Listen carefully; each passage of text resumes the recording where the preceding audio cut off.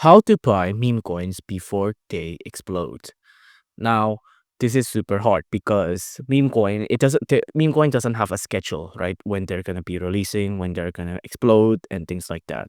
But there is one thing that we could use to kind of predict the meme coin.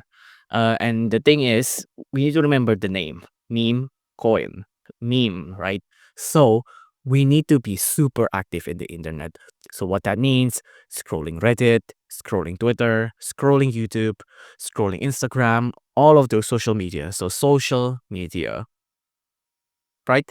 You'll need to be active in all of these platforms to really get in touch in what kind of memes there are, what kind of celebrities there are.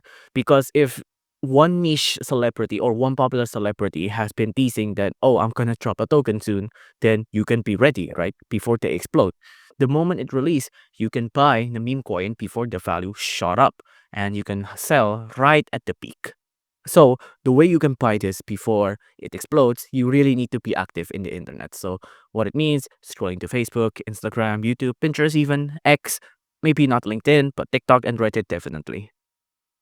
If you like this video, please consider liking and subscribing.